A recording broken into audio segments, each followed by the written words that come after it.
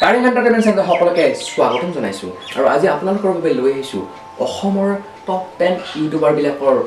কোনজন ইউটিউবাৰৰ কিমান ছাবস্ক্ৰাইবাৰ শেহতীয়াকৈ কিছু তথ্য আপোনালোকে জানে যে শেহতীয়াকৈ অসমত এটা বিশেষ কেৰিয়াৰ হিচাপে ল'ব ধৰিছে বহুত যুৱক যুৱতীয়ে ইউটিউব জগতখনক আৰু ইউটিউবত বহুতেই কেৰিয়াৰ ষ্টাব্লিছ কৰিব পাৰিছে নিজকে এজন গ্লেমাৰ হিচাপে প্ৰতিষ্ঠিত কৰিব পাৰিছে বা ইউটিউবৰ জৰিয়তে বহুত টকা ইনকাম কৰিব পাৰিছে আৰু তেনেকৈ বহুত উদাহৰণ আছে ক'বলৈ গ'লে ডিম্পু বৰুৱা ক'বলৈ গ'লে ভইচ আছাম চেনেলটো ক'বলৈ গ'লে Phukan Pathak I love travel and food এনেকুৱা ধৰণৰ যদি আমি চাবলৈ বহুকেইটা চেনেল আছে যিবোৰ চেনেলে আচলতে এনেকুৱা ধৰণৰ ইউটিউবৰ চেনেলৰ জৰিয়তে বা ইউটিউবত ভিডিঅ' দি পেলাই তেওঁলোকে এজন গ্লেমাৰ আৰ্টিষ্ট বা গ্লেমাৰ ইউটিউবাৰ হিচাপে পৰিগণিত হৈ পৰিছে আৰু ক'বলৈ গ'লে ইউটিউবে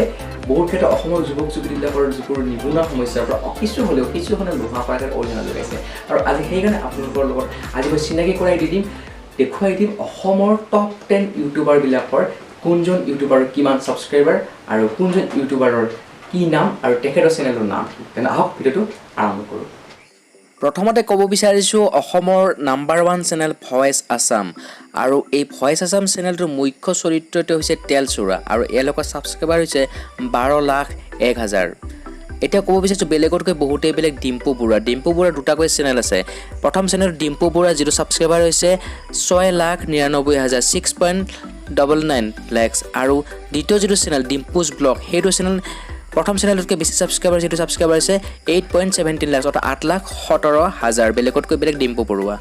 এইবাৰ ক'ব বিচাৰিছোঁ এছামিজ মিক্সাৰ যিজন এছামিজ মিক্সাৰৰ মূল মানুহজন হৈছে ফুকন পাঠক আৰু তেখেতে অসমৰ চেলিব্ৰিটি অভিনেত্ৰীবিলাকৰ ইণ্টাৰভিউ লয় আৰু এখেতৰ ছাবস্ক্ৰাইবাৰ হৈছে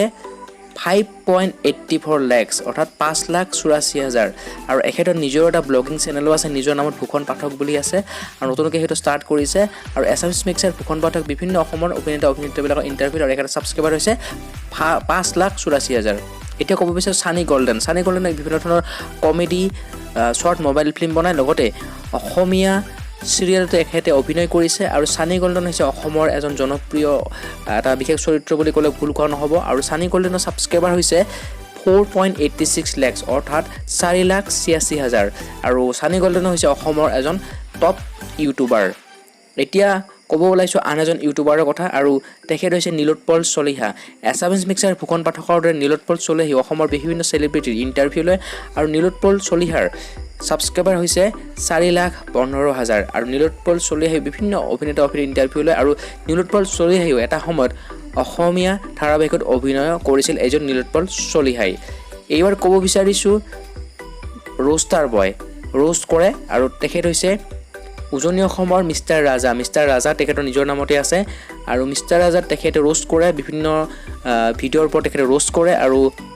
ক'ব গ'লে তেখেত ৰোষ্টৰ ক্ষেত্ৰত তেখেতৰে পোনপ্ৰথমে নামটো আহে আৰু তেখেতৰ ছাবস্ক্ৰাইবাৰ হৈছে 4,14,000 আৰু এইজন ৰোষ্টাৰ বয়ৰ ছাবস্ক্ৰাইবাৰ 4,14,000 এইবাৰ ক'ব বিচাৰিছোঁ অসমৰ আন এজন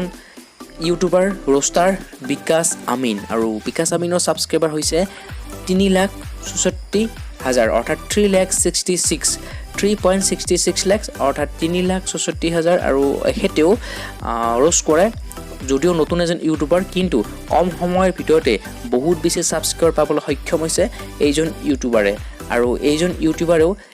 বিভিন্ন ভিডিঅ'ত ৰোষ্ট কৰে এইজন বিকাশ আমিন আৰু এখেতৰ ছাবস্ক্ৰাইবাৰ 3.66 lakh এতিয়া ক'ব বিচাৰিছোঁ অসমৰ এগৰাকী যুৱতী ধনশ্ৰী বৈশ্য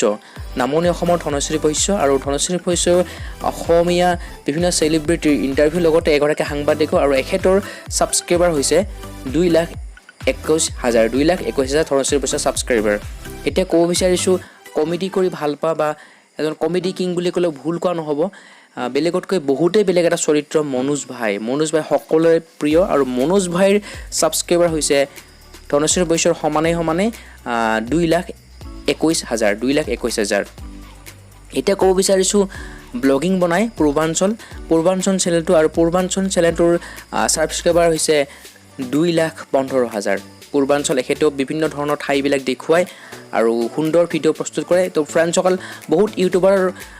ক'ব বাকী আছে পৰৱৰ্তী সময়ত আন ইউটিউবাৰবিলাকৰ কথা ক'ম আপোনাৰ মাজত গতিকে আজিলৈ ইমানেই ধন্যবাদ জয় আই অসম